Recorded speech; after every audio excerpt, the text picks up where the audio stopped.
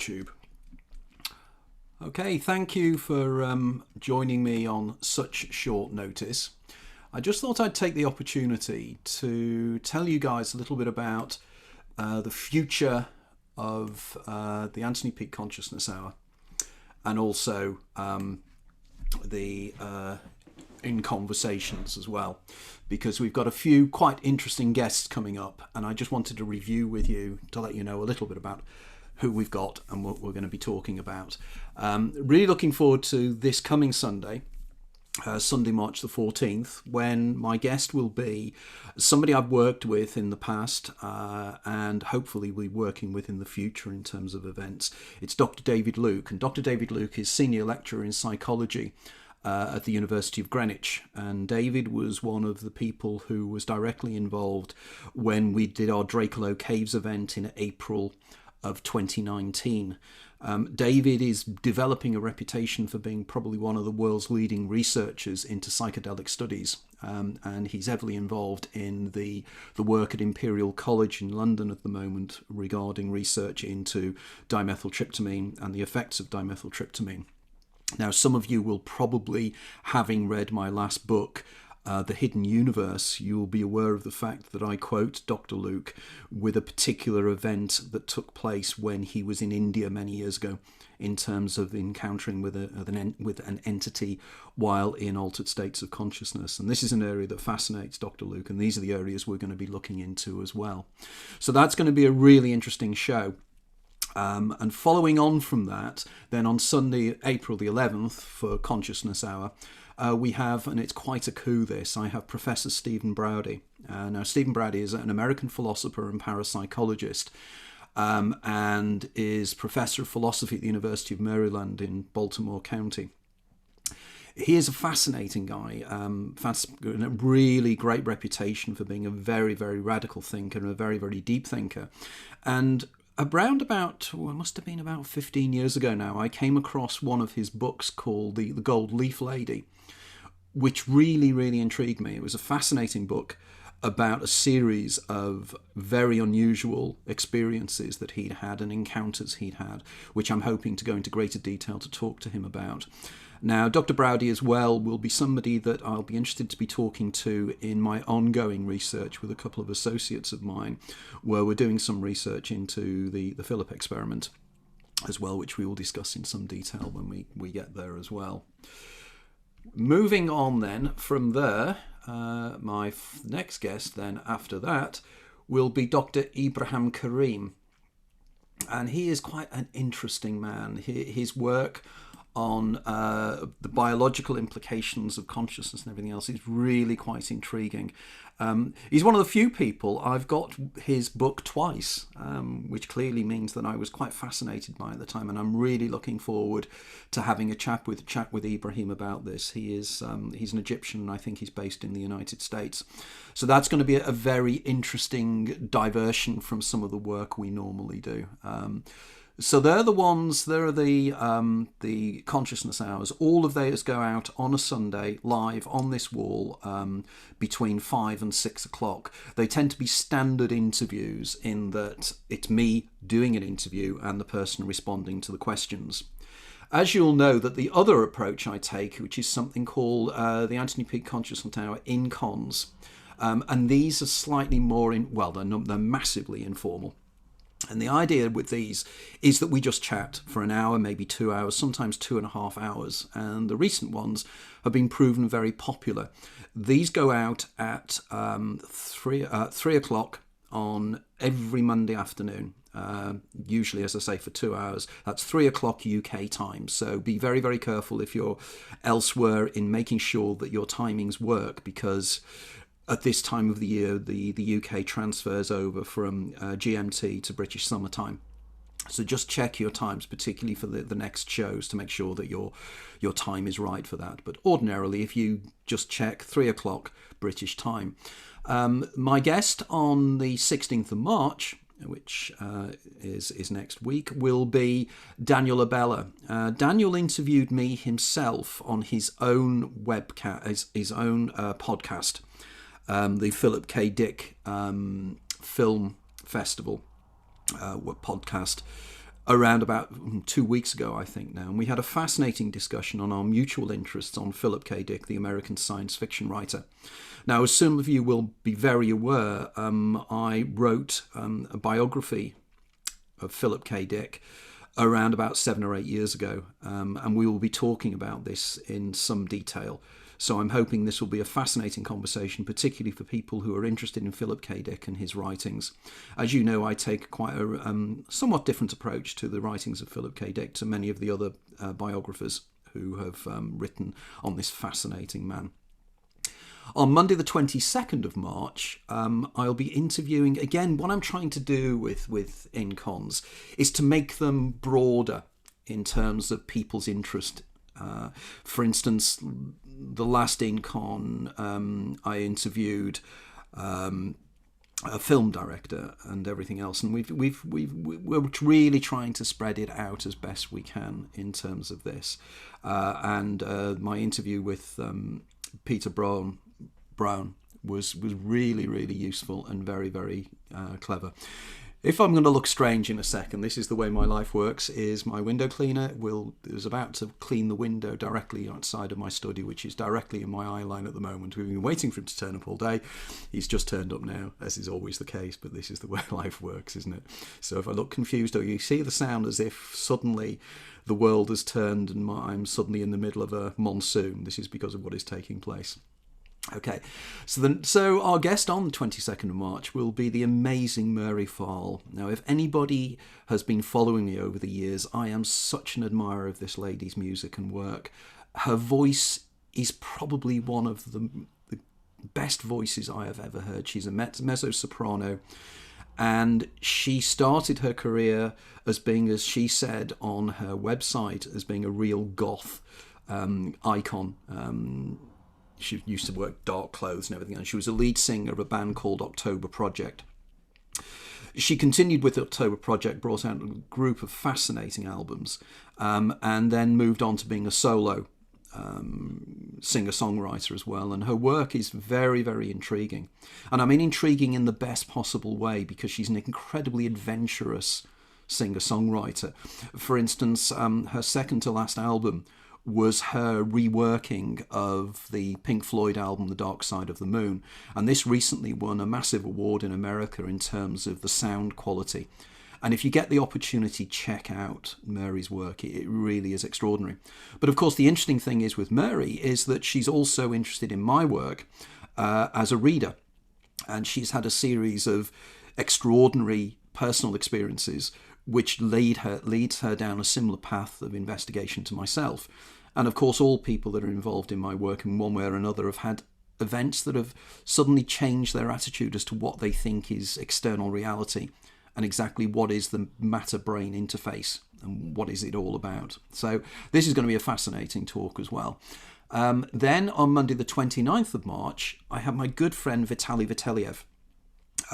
Vitali I have known for many, many years. We'll be talking in the interview about his career, both as a very radical journalist in the Soviet Union in the 1980s, when he was editor of a very powerfully satirical magazine called Crocodile, which was the American equivalent of the Russian or Soviet Union's equivalent of Private Eye. In doing so, he made a lot of, well, he sort of upset quite a few people over there, because clearly he was being quite anti-communist and also being anti-corruption as well. So this is going to be a fascinating one. He is also an incredibly talented writer and author, travel writer. One of his books, Life as a Literary Device, is one of probably the best books I've ever read in terms of being a writer as well. He's also great fun. He's been on British television. Some of you may have known about his work, particularly if you watch television in the early 1980s. Clive James on Television, which was a powerfully popular TV program in the 1980s, went out on a Sunday night. Vitali was the Russian contact, because if you remember, Clive James used to turn around and say, let's now go over to our special Russian correspondent, and that was Vitali. Vitali is also being recognised academically now. He is a reader of of journalism at Harvard, and I think I'm not speaking out of turn to say he will also be taking up a post at Cambridge University later on this year as well. Very, very interesting man. Also very, very funny. His books are extremely funny. I mean, if you want a good laugh, and I mean laugh out loud, check out his book Granny Yaga. It really is the kind of book that you do not read if you're on a tube train, because you will laugh out loud. He has that gift, like Tom Sharp used to have, of writing extremely funny books. So that's our guest then. On Monday the 5th of April, we have a returning guest from the Anthony Peake Consciousness Hour, Susan Demeter, who will be joining us from Italy. Susan is a writer on matters esoteric. She's Canadian, but she's based down in Italy. And any of you who saw my interview with her on Consciousness Hour will be really pleased to know that we're going to extend the themes we were discussing on that and pushing them right out and spending much more time going into greater detail about her interest in witchcraft and other areas. Susan is also fascinating because she writes, or continues to write a blog about encounters with aliens, encounters with the fae, the folk, the fairy folk, this kind of thing as well. So that's going to be a really interesting conversation. On Monday the 12th of April, my guest will be a very old friend of mine called Alan Bates. Alan, the reason I'm particularly keen in getting Alan to join us is that one of the areas that people discuss my writing and take issue with my writing is the issue of, I argue in my Cheating the Ferryman hypothesis, that we all live our lives again in the final seconds of our life, and that life is more like a computer game whereby we are an observer of our own lives, and that every avenue that could be pursued, as it can be in a third-person computer game, is pursued by us in multiple lives. It is considered that this contradicts reincarnation and also contradicts the evidence from hypnotic regression, where people are hypnotized and go into past lives. I have my own analysis and my own understanding of what is taking place when somebody is hypnotically regressed. Now, what is going to be interesting about this discussion is that Alan is a professional hypnotist. Not only is he a professional hypnotist, but he's also a professional regressionist. So he has spent many, many years regressing people into past lives, both on stage and both as a private practitioner. So it's going to be a fascinating discussion, and you'll be surprised to discover that Alan and I see eye to eye on a lot of the issues that I just touched upon. So this is going to be really interesting, because I do not denigrate nor do I dismiss past lives as a reality. All I do is I dismiss the way we interpret these past lives and what they really mean. So it's going to be a fascinating discussion there. Then on the 19th of April, we have Jim Elvidge, who is one of my favourite guests on Consciousness Hour. I think I've interviewed him twice, maybe even 3 times. Jim is a writer who writes on the areas of the simulation hypothesis, the idea that the reality we perceive is some form of simulation. His writing is intriguing and fascinating, and also he's yet again really great fun. So he's a great person to interview. Very highly intelligent, highly analytical, but a great sense of fun as well. So again, that's going to be a really fun 2 hours. On Monday the 26th of April, my guest will be Dr. Carl Smith. Now, again, Dr. Carl Smith is somebody I've interviewed on Consciousness Hour. And also Carl Smith, together with Dr. David Luke, was also involved with myself and a group of others on the Drakelow Caves recreation of Plato's Cave, which we did in April 2019. Carl's work really, really intrigues me. And of course, what is very interesting about this is that Carl works very, very closely with my producer on Consciousness Hour and in INCON, Sarah Janes. And indeed, Sarah Janes was involved at that event as well. And Carl is the director of the Learning Technology Research Centre and a principal research fellow at Ravensbourne University. And he's particularly interested in virtual reality, how virtual reality can be applied to make us understand that maybe this reality is not quite what it seems.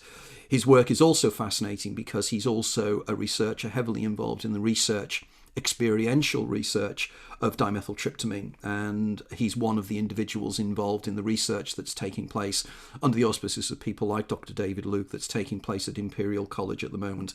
So this is again going to be a fascinating discussion, and again Carl is an active member of my extended group of associates who in various ways were trying to really push the envelope of exactly what science should be doing in terms of the future, in understanding this wonderful interface between consciousness and external reality. On Monday the 1st of May, I've got another very old friend of mine called Nick Kyle. Nick is was a Scottish school headmaster, but also he is the past president of the Scottish Society for Psychical Research. The reason I'm very keen to get Nick involved and interview Nick on INCON is because it's going to be a fascinating discussion, because Nick was a witness to a lot of the events that took place in Skull. Many of you will be aware of the Skull experiment, which was a series of encounters that a group of individuals had with entities and with either people who had passed over or something even stranger, which took place in Skull in Norfolk, and came known as the Skull experiment. Now, Nick is a very down-to-earth man, but he said that the things he witnessed at Skull defied understanding. And I'm really keen to talk in greater detail with exactly what he saw and how that might fit in with my developing model of the egregorial concept, which I've talked about many, many times in various interviews I've done. And I think I've touched upon the egregorial concept in INCONs with my previous guests. Also, if you're interested in my concept of the egregore and you haven't already, if you spend some time and invest some time reading my book, The Hidden Universe, you will understand exactly what I mean when I use the term egregorial. You will also be interested to know that in an earlier book, The Hidden Universe, I also had a whole section on the Skull experiment. And indeed, I think I'm right in saying I had a section on the Skull experiment in the book I co-authored with Professor Irving Laszlo. So just check this out. And if you do get the opportunity, read the original Skull book itself. It makes fascinating reading. Fascinating reading. Then on Monday the 10th of May, we have a special event called the Alice in Wonderland event. Our guest there will be June Lornie, who is a lady that lives up in the northwest of England and is president of the Alice in Wonderland Society, or specifically the Alice in Wonderland Society that's based in the northwest of England. We're hoping to probably expand this out, and we may have one or two other guests who will join me to be part of this extended discussion, and we're planning to see how many people can join in with this discussion, because we'll be focusing in on Alice in Wonderland, the Alice in Wonderland books, Alice in Wonderland and Through the Looking Glass. But also we'll be looking at Lewis Carroll himself, the Reverend Dodgson, and a little bit about him as a man, him as a character, whether he had or experienced temporal lobe epilepsy, whether a lot of his work was related to migraine and other elements. And we'll be discussing this in greater detail. I'm hoping that we'll be joined by two previous guests, hopefully, of Consciousness Hour, which will be Emma McCann, who could be joining us from Northern Ireland. And Emma is a researcher into Lewis Carroll, and I know that Emma is researching a book on that. And hopefully as well, if my friend Samantha Treasure may be joining us as well, depending upon her location worldwide. But we could make this into a very interesting discussion. And as well as that, I'm really keen to just talk to June about this as well. So that's going to be very fascinating. Then on the 7th of June, and literally I only arranged this morning, is we're going to be joined by another friend of mine called Maggie LaTourelle. Again, Maggie LaTourelle is somebody that I interviewed in Consciousness Hour about 3 or 4 years ago. Maggie has written an absolutely astonishing book, and I mean astonishing, called The Gift of Alzheimer's. Which was published by one of my publishers as well, Watkins. And in The Gift of Alzheimer's, Maggie describes in detail her mother's illness of Alzheimer's disease. And she describes in detail and in fact, Maggie kept a journal of her mother. And as you know, my own mother died of Alzheimer's. So there's a great deal of parallels between what I experienced with my mother and the things that Maggie experienced with her own mother. But Maggie's story is even more fascinating than that. Maggie's mother really showed some very intriguing, extraordinary abilities that are normally denied neurotypicals. And I argue, and Maggie is in agreement with this was something to do which was facilitated in some way by her decline into Alzheimer's. So this is going to be a fascinating discussion. Again, I strongly advise, before we go out with that one, that if you take the opportunity to watch my interview with Maggie and check that one out, because that is going to be a real classic. And then on Monday the 14th of June, I am hoping that my final guest for the first 6 months of the year will be a gentleman called Pier Rubesa. I'm waiting for Pier to come back to confirm whether he can do this date. If not, he would probably be joining us later in the year.